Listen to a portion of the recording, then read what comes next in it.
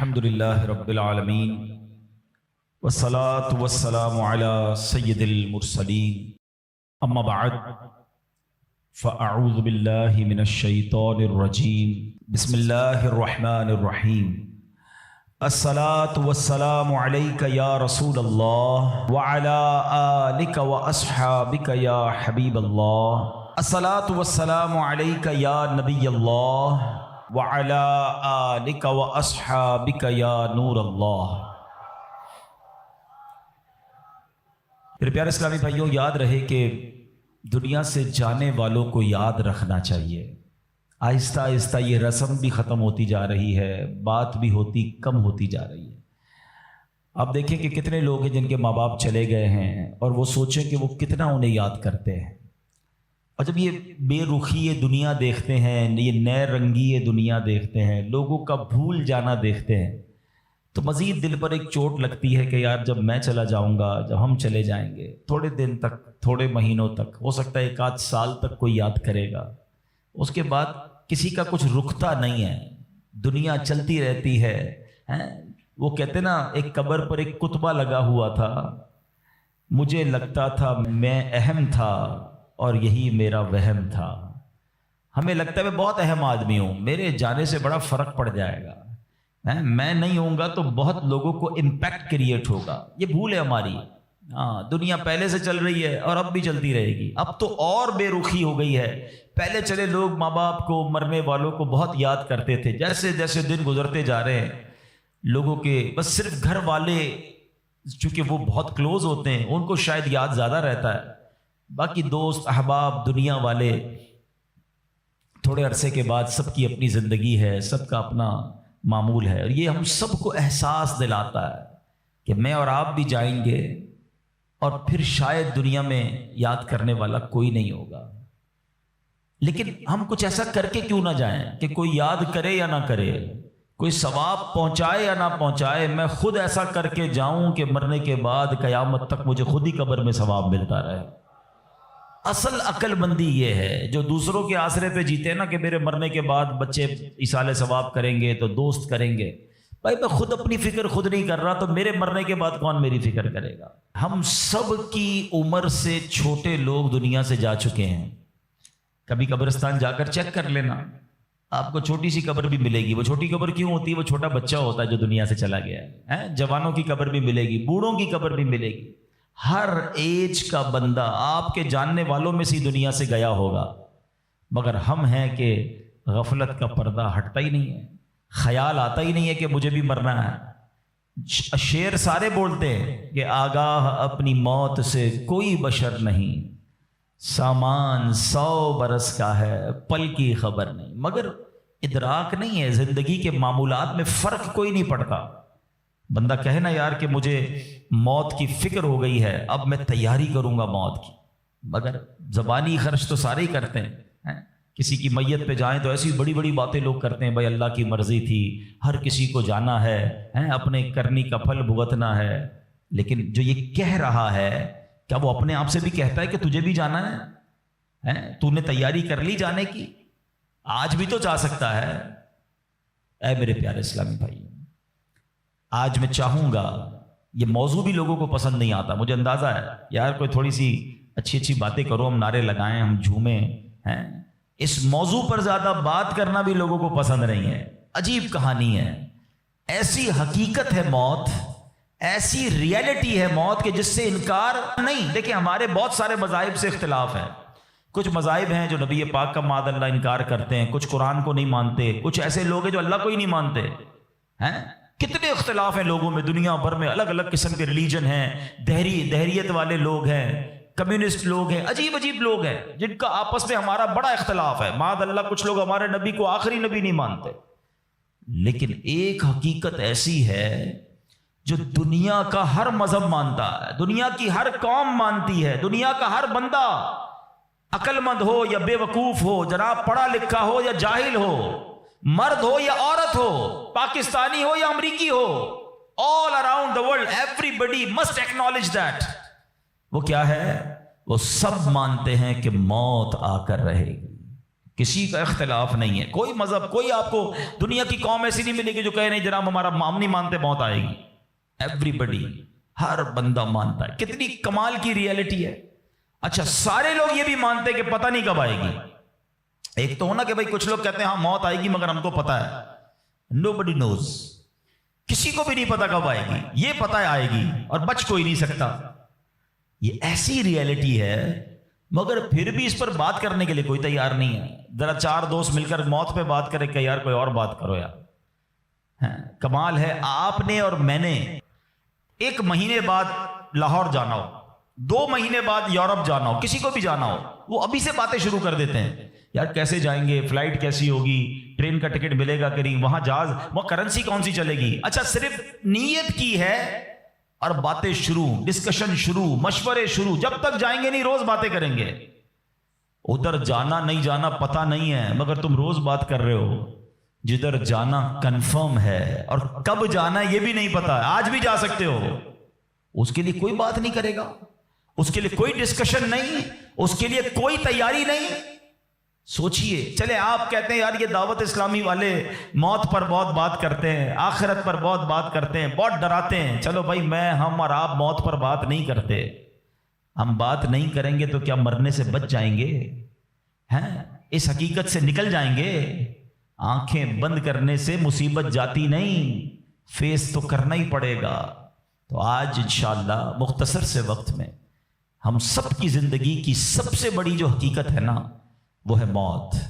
آج اس پر کچھ بات کرتے ہیں. اللہ کرے کہ آج کا بیان ہم سب کے دلوں سے غفلت کا پردہ ہٹائے اور ہم اپنی موت کی تیاری کرنے کی کوشش میں لگ جائیں. امام محمد غزالی علیہ رحمۃ اللہ الوالی لکھتے ہیں کہ بنی اسرائیل کا ایک بڑا مغرور شخص تھا، بڑا ایروگنٹ تھا، بڑا اس کا کر و فر تھا. ایک بند کمرے میں بیٹھا تھا. اچانک ایک شخص کمرے میں داخل ہوا اور اس مغرور شخص کی طرف لپکا. تو وہ بڑا تکبر والا آدمی تھا. وہ بڑا غصے میں آ گیا اور کہتا کہ تم ہو کون؟ میرے کمرے میں آ کیسے گئے؟ تمہیں آنے کی اجازت کس نے دی؟ تم جانتے نہیں میں کون ہوں؟ تو جو اندر آنے والا شخص تھا وہ کہتا ہے مجھے اس گھر کے مالک نے اجازت دی ہے اور میں وہ ہوں جسے کوئی دربان روک نہیں سکتا. میں وہ ہوں جس کو کسی سے اجازت لینے کی ضرورت پڑتی نہیں ہے.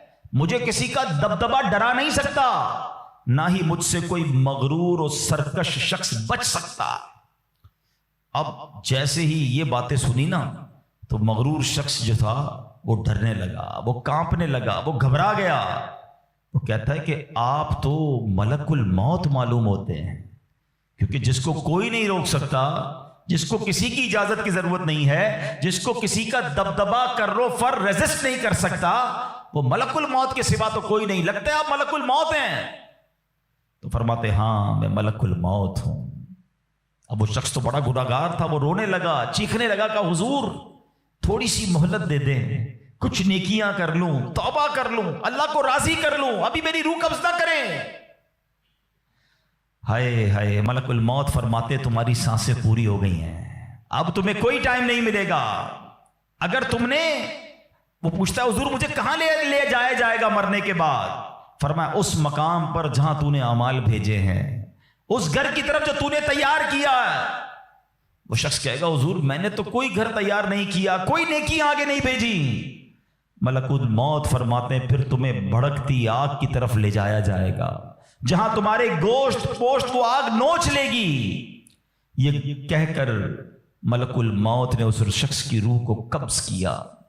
اس کے پورے گھر میں کوہرام مچ گیا، گھر والے رونے لگے. اے میرے پیارے اسلامی بھائیوں، یہ واقعہ ہم سب کو کیا سکھا رہا ہے کہ جب موت آنی ہے نا، جب وہ وقت آ جانا ہے تو پھر 1 منٹ بھی آگے پیچھے نہیں ہو سکے گا، کوئی اس کو ڈیلے نہیں کر سکے گا، بلکہ جس حالت میں ہوں گے نا اسی حالت میں روح قبض کر لی جائے گی. ہماری موت کا وقت لکھا ہے، مقام بھی لکھا ہے، یہ چینج نہیں ہو سکتا. اگر موت سمندر میں لکھی ہے تو $2.5 لاکھ دے کر بھی بندہ وہاں پہنچتا ہے جہاں موت لکھی ہے. اگر موت کشتی سے ڈوب کر ہونا لکھی ہے تو 22 لاکھ دے کر بھی سینکڑوں لوگ ہمارے وطن سے جاتے ہیں اور ان کی موت یورپ کے سمندر میں جا کر ہو جاتی ہے۔ اللہ پاک جو بھی ان میں مسلمان ہیں سب کی مغفرت فرما، مگر میں نے اور آپ نے اس سے عبرت کیا لی کہ بندہ وہاں پہنچے گا جہاں اس کی موت لکھی ہوئی ہے۔ ایک بار حضرت سلیمان علیہ نبینا علیہ الصلوۃ والسلام کی بارگاہ میں ایک شخص بیٹھا تھا۔ آپ کی بارگاہ میں ملک الموت آیا اور اس شخص کو ذرا گھور کے دیکھنے لگے، واپس چلے گئے۔ وہ شخص کہتا ہے حضور یہ کون تھے جو آئے تھے اور مجھے گھور کے دیکھ رہے تھے؟ فرمایا یہ ملک الموت تھے۔ کہتا حضور لگتا ہے میری روح قبض کرنے والے ہیں، آپ مہربانی کریں، آپ کی تو ہوا پر حکومت ہے، آپ ہوا کو حکم دیں کہ ہوا مجھے اڑائے اور مجھے ہندوستان لے جائے۔ حضرت سلیمان بیت المقدس کے علاقے میں رہتے تھے نا، آپ نے وہ حکم فرمایا، ہوا نے اس بندے کو اٹھایا اور ہندوستان پہنچا دیا۔ کچھ دنوں کے بعد پھر ملک الموت آیا حضرت سلیمان علیہ السلام کی بارگاہ میں۔ آپ نے فرمایا تم میرے ساتھی کو کیوں گھور رہے تھے جب آئے تھے تو؟ کہ میں حیران تھا کہ میرے پاس یہ لکھا ہوا تھا اللہ کی طرف سے کہ تھوڑی دیر بعد مجھے اس کی روح ہند میں قبض کرنی ہے، اور وہ آپ کے پاس بیٹھا ہوا تھا۔ اللہ اکبر۔ حضرت سلیمان نے کہا میں نے ہی تو حکم دیا، اور ہوا نے اسے ہند پہنچایا، اور جب وہ ہند پہنچا تو پرٹیکولر ٹائم پر اسی مقام پر اس کی روح کو قبض کر لیا گیا۔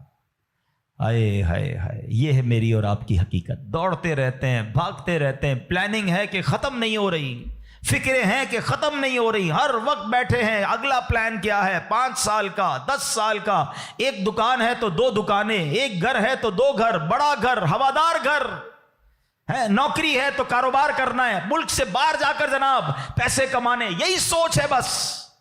اس پورے شیڈول میں موت کہاں ہے؟ اس پوری تیاری میں موت کہاں ہے؟ ایک دن ہوگا کہ اچانک اچک لیے جائیں گے۔ سیٹھ جی کو فکر تھی ایک ایک کے 10 کیجئے، موت آ پہنچی کہ حضرت جان واپس کیجئے۔ اور آپ کو پتا ہے جس عالم میں میں اور آپ ہوں گے، بڑی میں اہم بات کرنے جا رہا ہوں، یہ آپ نے دیکھا نا کہ حضرت سلیمان نے حکم فرمایا تو ہند پہنچا، کوئی کشتی میں تھا اس کی موت وہاں تھی، کوئی سمندر پانی کے اندر ہزاروں فیٹ نیچے جانا تو اس کی موت وہاں لکھی تھی۔ اس کا مطلب تو یہ ہوا کہ میں کہیں بھی کسی بھی مقام پر مر سکتا ہوں، میری موت پتہ نہیں کہاں لکھی ہے۔ اب ذرا غور کیجئے، ہم سب پتہ کیا چاہتے ہیں کہ موت کے وقت ہم سجدے میں ہوں، چاہتے ہیں نا؟ اللہ کرے اللہ کے گھر میں موت آئے، کلمہ پاک پڑھتے ہوئے موت آئے، تلاوت قرآن کرتے ہوئے موت آئے، نبی پاک پر درود پڑھتے ہوئے موت آئے، اللہ ایسا کرم کر دے کہ مدینہ منورہ میں موت آئے، گنبد خضرا کے سامنے موت آئے۔ یہی تصورات ہے نا، ایک مسلمان چاہتا یہی ہے کہ یار موت آئے تو کسی اچھے عالم میں ہو، کسی بڑی خوبصورت باوضو نیکی کرتے کرتے دنیا سے جاؤں، تمنا تو سب کی یہ ہے۔ اچھا مجھے ایک بات کا جواب دیں، یہ کیسے ممکن ہے کہ کوئی بندہ صبح سے شام تک نماز نہ پڑھے اور کہے موت سجدے میں آئے، صبح سے شام تک مسجد میں نہ آئے اور تمنا یہ کر رہا ہے کہ مسجد میں موت آئے، باوضو رہتا ہی نہیں ہے تو کیسے امید رکھ رہا ہے کہ باوضو موت آئے، قرآن کھول کر پڑھتا ہی نہیں ہے تو کیسے امید کر رہا ہے کہ تلاوت کرتے کرتے موت آئے؟ جو صبح و شام گالیاں دیکھتا ہے کیا اس کو ڈر نہیں لگتا کہ گالی دیتے دیتے موت آ سکتی ہے؟ جو شراب پیتا ہے اس کو ڈر نہیں لگتا کہ شراب کے نشے میں موت آ سکتی ہے؟ جو بدکاری کرتا ہے اس کو ڈر نہیں لگتا کہ بے حیائی اور بدکاری کرتے ہوئے موت آ سکتی ہے؟ جو تاش کھیلتا ہے، جوا کھیلتا ہے، اس کو ڈر نہیں لگتا کہ مرتے اسی وقت میں تاش کھیل رہا ہوں گا اور مجھے موت آ گئی، تو میں نشہ کر رہا ہوں مجھے موت آ گئی، میں بے حیا اور بدکاری کہ بری بری باتیں ٹیلی فون پر ساری رات کر رہا ہوں اس وقت موت آ گئی۔ ملک الموت کو منع نہیں کر سکو گے کہ میں غلط کام کر رہا ہوں، ٹائم دے میں توبہ کر لوں، نہیں۔ جو سجدے میں ہوگا وہ سجدے میں اٹھایا جائے گا، جو درود پڑھتے پڑھتے جائے گا وہ درود پڑھتے پڑھتے اٹھایا جائے گا۔ سوچے وہ جو شراب میں جائے گا، نشے میں جائے گا، ادھر کیسے اٹھایا جائے گا؟ اب اس کا آسان حل پتہ ہے کیا ہے؟ کہ بندہ زندگی ایسے گزارے کہ جس حال میں مرنا نہیں چاہتا نا وہ کام چھوڑ دے۔ عقل مندی یہ ہے کہ اپنے دن کا شیڈیول ایسا بنائے کہ میں وہ کام ہی نہ کروں جس میں مرنا نہیں چاہتا، ورنہ میں روک نہیں سکوں گا موت کو۔ آپ چاہتے اچھی موت ہو؟ میں بتاتا ہوں کس کی اچھی موت آ سکتی ہے۔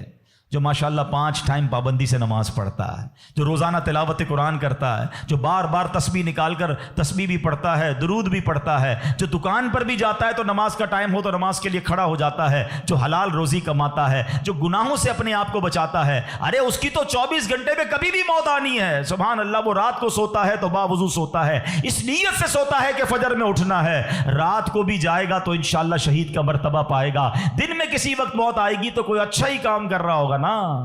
اب آپ سوچ لیں کس عالم میں مرنا ہے۔ اچھا ایک اور دل پر چوٹ کرنے والا جملہ سن لو، کون کون چاہتا ہے مرتے وقت زبان پر کلمہ طیبہ جاری ہو؟ ہائے ہائے، فضیلت پتہ ہے کیسی ہے؟ حدیث پاک میں آتا ہے جس کی زبان پر، حدیث کا مضمون ہے، آخری کلمہ لا الہ الا اللہ ہوگا، دخل الجنہ، وہ جنت میں داخل ہو جائے گا۔ ہم ہر مسلمان چاہتا ہے، ٹھیک ہے؟ آپ سب نے ہاتھ اٹھایا کہ آپ سب چاہتے ہیں مرتے وقت کلمہ پاک زبان پر ہو۔ اب ہاتھ نہیں اٹھانا، آپ سے پوچھ رہا ہوں، اپنے آپ سے ہی پوچھ رہا ہوں، آج پورے دن میں کتنی بار کلمہ پڑھا ہے؟ اس پورے ہفتے میں کتنی بار کلمہ پڑھا ہے؟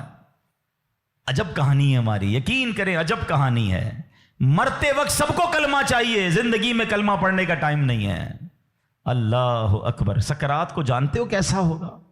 زبانیں سخت ہو جائیں گی، بندہ اتنی تکلیف میں ہوگا کہ کوئی لفظ ہی نہیں نکلتا منہ سے۔ ہمارا تو بخار میں لفظ نہیں نکلتا، سکرات کی کیا بات کروں میں۔ جس وقت زبانیں بھاری ہوں گی کلمہ کیسے ادا ہوگا جب تم نے زبان کو عادی نہیں بنایا؟ ہاں، ایک بزرگ کا بڑا پیارا کال میں نے سنا تھا، وہ فرماتے ہیں اپنی زبان کو کلمے کا عادی بناؤ، جس وقت سکرات کا عالم ہوگا زبان بھاری ہوگی اس وقت بھی کلمہ جاری ہو جائے گا۔ مبارک ہونے جو روز کلمہ پاک کم از کم ایک تسبیح تو پڑھ لیا کرے یار۔ 100 بار کلمہ پڑھنے میں دیری کتنی لگتی ہے؟ کلمہ پاک اچھا، افضل الذکر، حدیث پاک میں کہا گیا سب سے بہترین ذکر جو ہے وہ لا الہ الا اللہ ہے۔ کتنا کرتے ہیں ہم؟ سوچے نا، ہم اب اپنے آپ کو کتنا دور رکھے ہوئے ہیں اپنی موت کی تیاری سے، اپنی آخرت کی تیاری سے، اپنی قبر کو روشن کرنے کی تیاری سے۔ نہ کریں میرے پیارے اسلامی بھائیوں ایسا۔ صرف دنیا نہیں ہے، ہم اس دنیا میں آئے ہیں نا، قرآن کہتا ہے، سورہ ملک پڑھتے رہتے ہو نا، قرآن میں رب کیا فرماتا ہے؟ الذی خلق الموت والحیات لیبلوکم ایکم احسن عملا۔ اللہ اکبر۔ اس میں کیا فرمایا رب نے؟ جس نے موت اور زندگی پیدا کی کہ تمہاری جانچ ہو کہ تم میں کس کا کام زیادہ اچھا ہے۔ میں اور آپ جو آئے نا دنیا میں، واٹ از دا ریزن؟ موت اور زندگی کو پیدا کرنے کا مقصد یہ ہے کہ چیک کیا جائے کون اچھے کام کر کے آتا ہے۔ یعنی آسان لفظوں میں ہم سب کو امتحان کے لیے بھیجا گیا ہے۔ ہم اس دنیا میں آئے ہیں، ہمارا ٹیسٹ ہو رہا ہے۔ آپ کہیں یار اتنا بڑا ٹیسٹ؟ ہاں، یہ 50 60 70 سال کا ٹیسٹ ہے، اور اس کے بعد جو اچھے اعمال لے کر جائے گا، 3-4 گھنٹے کے امتحان کے بعد ایک کلاس آگے بڑھتے ہو نا، ایک آپ کا درجہ آگے بڑھتا ہے۔ تھوڑا ٹیسٹ بڑا ہے مگر انعام ایسا ہے کہ جنت میں داخل ہو گئے تو پھر کبھی نکالے نہیں جائیں گے۔ ہاں، قرآن کہتا ہے ہم فیہا خالدون، ہمیشہ ہمیشہ جنت میں رہیں گے۔ اگر جنت میں جانا ہے تو یہ ٹیسٹ پاس کرنا ہے۔ یاد رکھیے، صحابی رسول حضرت طارق محاربی رضی اللہ تعالیٰ فرماتے ہیں، اللہ پاک کے آخری نبی صلی اللہ تعالی علیہ وسلم نے مجھے نصیحت کرتے ہوئے فرمایا، یا طارق استعد للموت قبل الموت، اے طارق مرنے سے پہلے موت کی تیاری کر لو۔ ہاں، یہ نبی پاک نے فرمایا۔ اچھا، میں ایک سوال کرنا چاہتا ہوں۔ اگر میں آج آپ سے ایک سوال کروں کہ ہم میں سے کسی کو پتہ چل جائے کہ کل کا دن آپ کی زندگی کا آخری دن ہے اور کل رات آپ دنیا سے چلے جائیں گے، ایک دن ہے آپ کے پاس، ایک مسلمان اس ایک دن کو کیسے گزارے گا؟ سچ بتائیے، کیا وہ کل دکان پہ جا کے کاروبار کرے گا؟ کیا وہ کل جا کے پیسے ڈبل کرنے کی کوشش کرے گا؟ کیا وہ کل جا کے فرنیچر مارکیٹ میں فرنیچر بنوائے گا؟ یا کل جا کے معاذ اللہ دوستوں کے ساتھ فلم دیکھنے گیا چاہے گا چلو یار آخری دن ہے ذرا موج مزے کر لوں؟ یہ کیا کرے گا؟ اگر عقل مند مسلمان ہوا تو ایک دن ہے تو مسجد میں گزارے گا، تلاوت میں گزارے گا، توبہ میں گزارے گا، ذکر و اذکار میں گزارے گا، ہیں اللہ پاک سے معافی میں گزارے گا، کیونکہ آخری دن ہے۔ یہی کرو گے نا اگر پتہ چل جائے۔ مجھے بتاؤ کیا ہمیں پتہ ہے ہمارا آخری دن ہے کہ نہیں ہے؟ ہمیں تو کل کی بات چھوڑے آج رات کا نہیں پتہ ہے، تو پھر کیوں تیاری نہیں کر رہے؟ پتہ چل جائے تو تیاری کریں گے۔ میں تو پہلے ہی بتا رہا ہوں آپ کو، آپ میں سے کتنے لوگ بیٹھے جن کو پتہ ہے کل صبح تک زندہ رہیں گے؟ مجھے بھی نہیں پتا، آپ کو بھی نہیں پتا۔ جب پتہ ہی نہیں ہے تو پھر کیوں تیاری نہیں کر رہے؟ پھر کیوں توبہ نہیں کر رہے؟ پھر کیوں حرام کی طرف ہم جاتے ہیں؟ خدا را یاد رکھیے میرے پیارے اسلامی بھائیوں، قبر میں جا کر اتنا پچھتاوا ہوگا گناہ گار کو، بلکہ روایتوں میں آتا ہے پیارے آقا علیہ الصلوۃ والسلام نے فرمایا جس کا مضمون ہے مرنے کے بعد نیک بھی پچھتائے گا، گناہ گار بھی پچھتائے گا۔ عرض کی حضور گناہ گار پچھتائے گا یہ تو سمجھ آتا ہے، نیک کیوں پچھتائے گا؟ فرمایا گناہ گار تو گناہ کی وجہ سے پچھتائے گا، حدیث کا خلاصہ ہے۔ فرمایا نیک اس لیے پچھتائے گا جب وہ آخرت میں نیکیوں کا اجر دیکھے گا نا، تو وہ کہے گا کاش میں اور نیکیاں کر لیتا، وہ جو فضول ٹائم ضائع کیا تھا اس میں اور اللہ کا ذکر کرتا، اور نوافل پڑھتا، اور عبادت کرتا۔ تو یقین جانیے میرے پیارے اسلامی بھائیوں، یہ زندگی، یہ جو ہماری سانسیں چل رہی ہیں نا، ابھی چانس ہے ہمارے پاس، جتنی نیکیاں کرنی ہے کر لیں۔ جس دن سانس بند ہوئی نا اس دن عمل نہیں ہوگا، اس دن جزا ملے گی۔ آج دار العمل ہے، today is the time of action and tomorrow is the time of accountability. اس دن صرف جزا ہوگی، یا تو آپ کو اللہ نہ کرے گناہوں کی وجہ سے کسی کو سزا ملے گی یا نیکیوں کا اجر ملے گا۔ آج وقت ہے نیکیاں کرنے کا، قبر میں اتارے جانے کے بعد کوئی چانس نہیں ہوگا۔ اچھا آپ کو پتا ہے جب قبر میں بندہ جاتا ہے، کسی کا بھی انتقال ہوتا ہے، تو گھر والے کیا کہتے ہیں، خاندان والے کیا کہتے ہیں؟ میت نے پیچھے کیا چھوڑا ہے؟ آپ کو پتا ہے فرشتے کیا کہتے ہیں؟ میت نے آگے کیا بھیجا ہے۔ اصل یہ بات سمجھ لیجئے گا، ہم نے آگے کیا بھیجا ہے۔ خوش نصیب ہیں وہ لوگ جو آگے بھیج کر تیاری کر رہے ہیں۔ وہ ایک واقعہ کئی بار بیانات میں آپ نے سنا ہوگا کہ ایک بادشاہ تھا اور اس نے اپنی سلطنت میں ایک بڑا عجیب سا مقابلہ کروایا۔ بادشاہ آدمی تھا، جو اس کے دماغ میں اس نے کہا ذرا چیک کرو میری سلطنت میں سب سے بڑا بے وقوف کون ہے۔ سارے بے وقوفوں کو جمع کیا گیا، بے وقوفوں کا ٹیسٹ لیا گیا، وزیروں نے ایک بندے کو سلیکٹ کیا کہ بادشاہ سلامت یہ بندہ سب سے بڑا بے وقوف، سب سے بڑا بے وقوف کا چیک کر لیا، کا چیک کر لیا۔ بادشاہ سلامت نے اپنی سونے کی ہیرے کی مالا اتاری اور اس کو پہنائی کا تمہارا یہ انعام۔ وہ بے وقوف گھر چلا گیا خوشی خوشی۔ تھوڑے دنوں بعد اس بے وقوف کو پتا چلا کہ بادشاہ سلامت بہت بیمار ہیں۔ تو جو بے وقوف آدمی تھا وہ کہتا ہے اچھا بادشاہ بیمار ہیں، چلو چلتے ہیں بادشاہ سے مل کے آتے ہیں۔ بادشاہ سلامت کے پاس گیا، واقعی بہت بیمار تھا۔ کہا بادشاہ سلامت خیر تو ہے، کیا ہو گیا آپ کو؟ بادشاہ کہتا ہے بس اب تو لگتا ہے زندگی اینڈ پر ہے، اب کہیں اور دوسری دنیا میں جانے کا وقت آ گیا۔ تھا تو بے وقوف نا، کہتا ہے آپ کہیں اور جا رہے ہیں؟ کہاں میں یہ دنیا چھوڑ کر دوسری دنیا میں جا رہا ہوں۔ تو کہا اب میں دیکھ رہا ہوں آپ کا بہت بڑا گھر ہے، زبردست بیڈ رومز ہیں، آپ جدھر جا رہے ہیں ادھر گھر بنا لیا؟ تو بادشاہ کہتا ہے ادھر تو میں نے کوئی جھوپڑی بھی نہیں بنائی ہے۔ اچھا بادشاہ سلامت آپ کے پاس تو کتنا سونا کتنے ہیرے آپ نے مجھے بھی تحفہ دیا، ادھر پیسے بھجوا دیے جہاں آپ جا رہے ہیں۔ تو کہتا ہے میرے پاس تو وہ پھوٹی کوڑی بھی نہیں ہے۔ کہ بادشاہ سلامت میں دیکھ رہا ہوں آپ کے خاندان، آپ کے گھر کے باہر خادم خادمائیں کنیزیں غلام، بہت سارا اسٹاف ہے آپ کا، جدھر جا رہے ادھر خادم بھجوایا آپ نے؟ بادشاہ کہتا ہے ادھر میرا کوئی خادم نہیں بھجوایا میں نے۔ وہ بیوقوف پتہ کیا کرتا ہے، اپنی مالا اتارتا ہے اور بادشاہ کے گلے میں ڈالتا ہے، کہتا ہے بادشاہ سلامت پھر مجھ سے بڑے بے وقوف تو آپ ہوئے نا، آپ کو پتا ہے کہ آپ کے کہیں اور جا رہے ہیں، نہ گھر بنایا نہ پیسے بھجوائے نہ خادم بھجوائے، تو مجھ سے بڑے بے وقوف تو آپ ہوئے نا۔ یہ ہے تو بظاہر واقعہ، مگر یہ ہم سب کے لیے لیسن نہیں ہے۔ آپ سے اور مجھ سے کوئی پوچھتا ہے گھر کہاں ہے، کوئی کہتا ہے رنچوڑ لائن میں، کوئی کہتا ہے گارڈن میں، کوئی کہتا ہے کلفٹن میں۔ جنت میں گھر ہے کہ نہیں؟ ادھر گھر بنایا کہ نہیں بنایا؟ ادھر کدھر رہو گے؟ ادھر نرم بستر کے بغیر جس کو نیند نہیں آتی، رات کو پنکھا نہ چلے تو بے چین ہو جائے، یو پی ایس لگائے، جنریٹر لگائے، تھوڑے پیسے آئے تو اے سی لگایا۔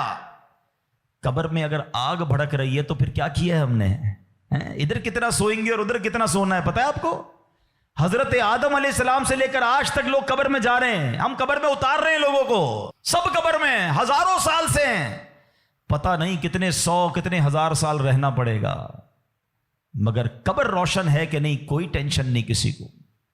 جس کا یہاں نرم بستر ہے نا، جس کو نرم تکیے کے بغیر نیند نہیں آتی، وہ سوچے میں سانپ اور بچھوؤں کے ساتھ کیسے سوؤں گا؟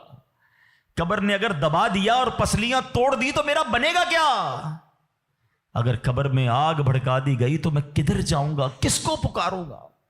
واللہ قبر کی تیاری کرنی ہے، خدا کی قسم مارے جائیں گے اگر اللہ ناراض ہوا۔ فکر کرنی دنیا میں ہے، ایکسٹرا ٹائم نہیں ملے گا۔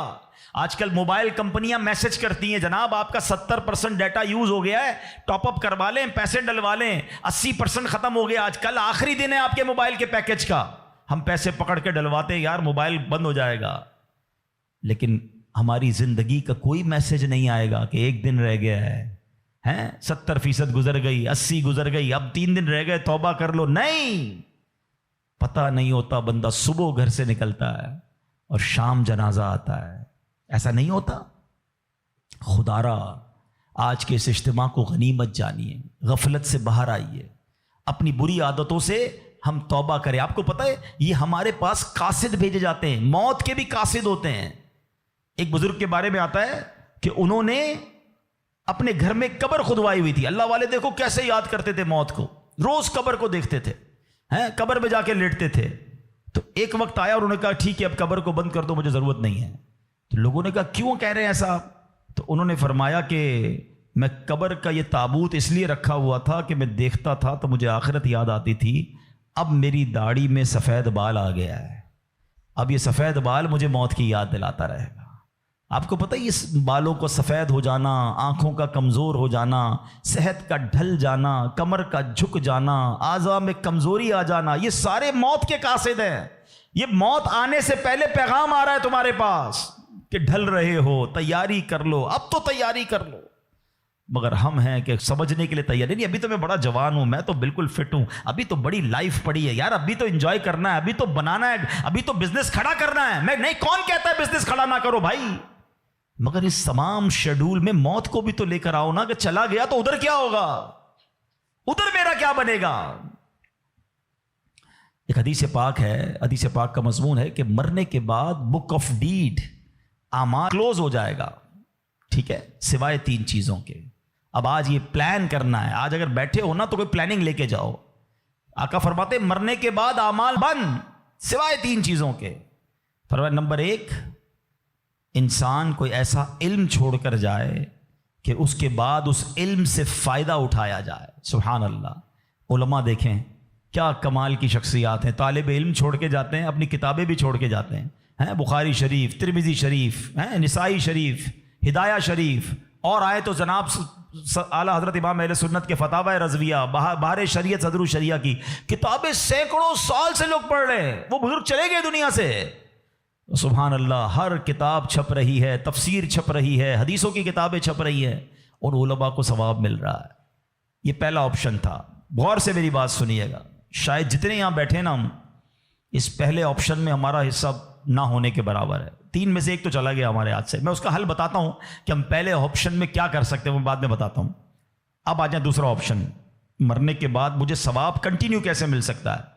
آقا علیہ الصلوۃ والسلام نے فرمایا نیک اولاد جو کہ مرنے کے بعد اپنے والدین کے لیے دعا کرے، ان کے لیے نیکی پہنچانے کا اگر وہ انتظام کرنے والی ہے تو فرمایا یہ اولاد کی وجہ سے اسے قبر میں ثواب ملتا رہے گا۔ اور تیسرا آپشن میرے آقا نے فرمایا صدقہ جاریہ، کہ بندہ اپنے ہاتھوں سے کوئی ایسا کام کر جائے کہ قیامت تک جو ہے اس صدقے کی وجہ سے اسے نیکیاں ملتی رہیں۔ اب ان تینوں آپشن میں ہم کیا کر رہے ہیں، اب یہ سوچنا ہے۔ میں آپ کو مشورہ دیتا ہوں، پہلا آپشن کیا ہے، علم دین۔ ہم میں سے بہت سارے علماء بن نہیں سکے، مگر اپنے گھر میں ایک عالم تو بنا سکتے ہیں نا۔ دعوت اسلامی الحمدللہ جامعۃ المدینہ بناتی ہے، دنیا بھر میں بناتی ہے۔ آپ عالم بنیں یا اپنے بچوں کو عالم بنائیں۔ آپ کو لگتا ہے یہ بھی نہیں ہو پا رہا تو کم از کم میرا حصہ ہونا چاہیے، علم دین سے بھی مجھے ثواب ملنا چاہیے، تو پھر عالم دین کی خدمت گار بن جائیں آپ۔ اس طرح کے مدارس، جامعات جو دعوت اسلامی بنا رہی ہے، بنانے میں یا اس کو چلانے میں اپنا حصہ ملائیں، تاکہ یہ جو دین کا کام کریں گے مجھے وہاں سے بھی مرنے کے بعد ثواب ملتا رہے۔ پہلا آپشن۔ دوسرا، نیک اولاد۔ یہ آج کے دور میں ہے بڑا مشکل، لیکن اپنی اولاد کو ہمیں نیک بنانا ہے، کیونکہ یہ مرنے کے بعد میرے لیے یہی انشاءاللہ دعاؤں کا ذریعہ بنے گی، صدقہ جاریہ کا باعث بنے گی۔ تو دعوت اسلامی کے مدارس المدینہ ہیں، جامعۃ المدینہ ہیں، اس میں اپنے بچوں کو داخل کروائیں کہ بچہ حافظ بن گیا، عالم بن گیا تو انشاءاللہ مرنے کی بچیاں اپنے گھر کی اسلامی بہنوں کو عالمہ بنائیں، تو انشاءاللہ یہ ہمارے لیے صدقہ جاریہ کا باعث بن جائے گا۔ اور تیسرا میں سمجھتا ہوں سب سے زیادہ آسان ہے کہ وہ میں اپنے ہاتھ سے ہی کر سکتا ہوں، اپنے ہی مال سے کر سکتا ہوں نا، اور وہ ہے صدقہ جاریہ۔ مشورہ دیتا ہوں، اللہ نے نوازا ہے نا تو کم از کم ایک مسجد زندگی میں بنا لیں۔ میرے نبی علیہ الصلوۃ والسلام کے سچے وعدے ہیں، جو اللہ کے لیے مسجد بناتا ہے اللہ اس کے لیے جنت میں گھر بناتا ہے۔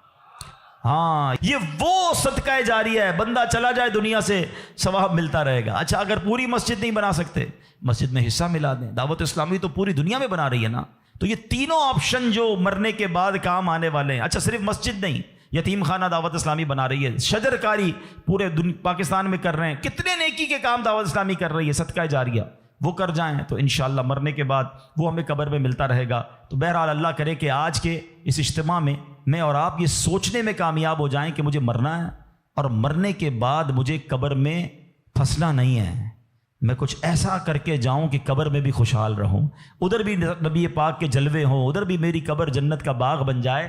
تو اللہ کرے کہ ہم سب اس سوچ کے حامل بن جائیں کہ مجھے مرنا ہے اور پتہ نہیں کب مرنا ہے، تو جب بھی مرنا ہے انشاءاللہ کلمے کے ساتھ مرنا ہے، انشاءاللہ نیک اعمال کرتے کرتے مرنا ہے، اور انشاءاللہ ایمان سلامت لے کر جانا ہے۔ تو اس کے لیے زندگی اچھی گزارنی ہوگی۔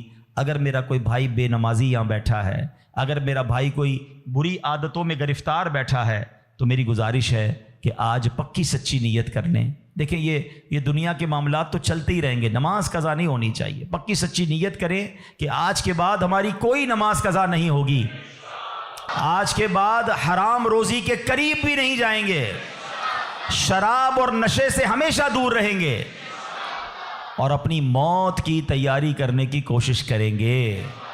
ہاں، دعوت اسلامی والوں سے وابستہ رہیے، الحمدللہ کمال کا ماحول ہے، بار بار آخرت یاد دلاتا ہے، بار بار موت یاد دلاتا ہے، تاکہ ہمیں یاد رہے، ہم بھول نہ جائیں اور اس کی تیاری میں مصروف رہیں۔ اللہ پاک ہم سب کو اپنی آخرت کی فکر کرنے اور صدقہ جاریہ والے کام کرنے کی توفیق عطا فرمائے، آمین بجاہ النبی الامین صلی اللہ تعالی علیہ وسلم۔ الحمدللہ رب العالمین والصلاة والسلام علی سید الانبیاء والمرسلین والصلاة والسلام علی خاتم النبیین یا ارحم الراحمین یا ارحم الراحمین یا ارحم الراحمین یا ربنا یا ربنا یا ربنا یا ربنا یا ربنا یا اللہ یا رحمان یا رحیم، ہمارے صغیرہ کبیرہ گناہوں کو معاف فرما، ہمارے ماں باپ کی، نبی پاک علیہ الصلوۃ والسلام کی ساری امت کی بخشش فرما۔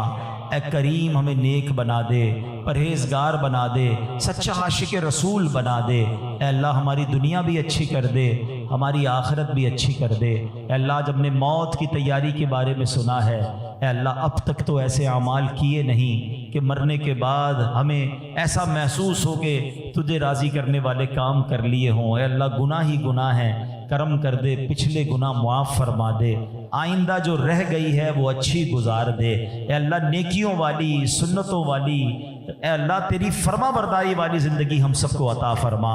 حرام بولنے سے بچا لے، حرام دیکھنے سے بچا لے، حرام سننے سے بچا لے، حرام کھانے سے بچا لے، اپنے پسندیدہ بندوں میں ہمیں شامل فرما لے۔ اے اللہ مرنا تو ہم نے ہے ہی، یہ ہمارا ایمان بھی ہے، ہم مانتے بھی ہیں، مگر مولا تیرے دربار میں دعا ہے کہ مرتے وقت اے اللہ ہمیں مدینے پہنچا دینا۔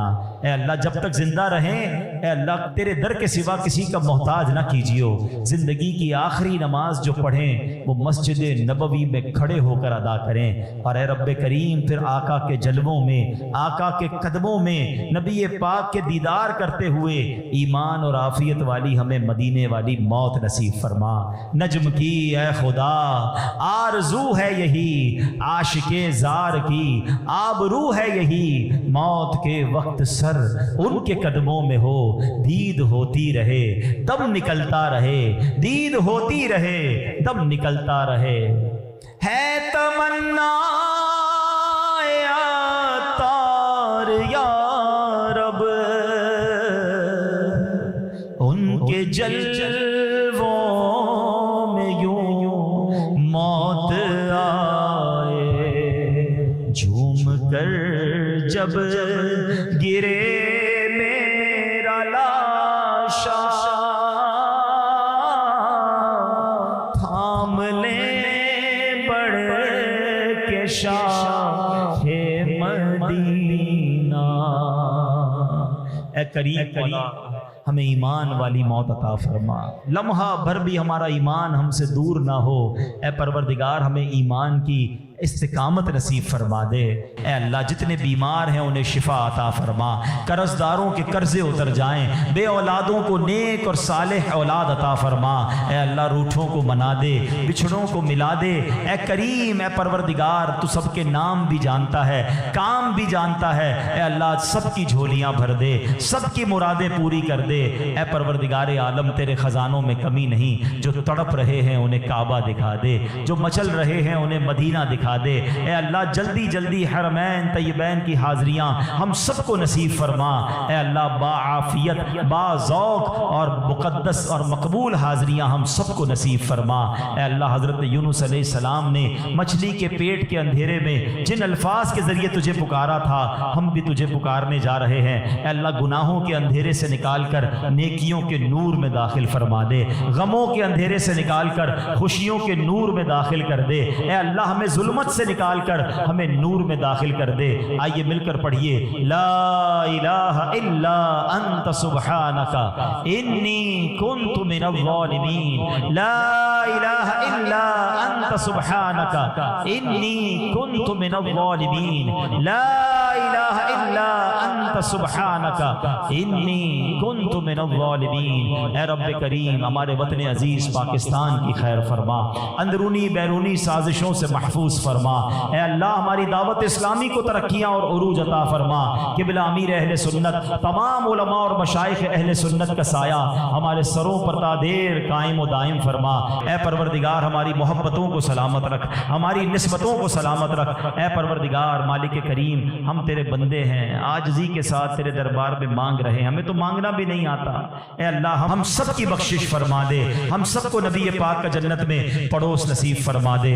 وَأُفَوِّضُ أَمْرِي إِلَى اللَّهِ إِنَّ اللَّهَ بَصِيرٌ بِالْعِبَادِ۔ یا اول الاولین، یا آخر الآخرین، یا ذی القوة المتین، یا راحم المساکین، یا ارحم الراحمین، ارحمنا نحن الفقراء والمساکین، ارحمنا نحن الفقراء والمساکین۔ اللہم رب یسر ولا تعسر وتمم لنا بالخیر یا فتاح وبک نستعین۔ ربنا تقبل منا انک انت السمیع العلیم وتب علینا یا مولانا انک انت التواب الرحیم۔ ببرکۃ ان اللہ وملائکتہ یصلون علی النبی یا ایھا الذین آمنوا صلوا علیہ وسلموا تسلیما۔ اللہم صل علی سیدنا ومولانا محمد طب القلوب ودوائها وعافیت الابدان وشفائها ونور الابصار وضیائها وعلى آلہ وصحبہ وبارک وسلم۔ جب دم واپسی ہو یا اللہ، سامنے ہو روضہ رسول اللہ اور لب پہ ہو لا الہ الا اللہ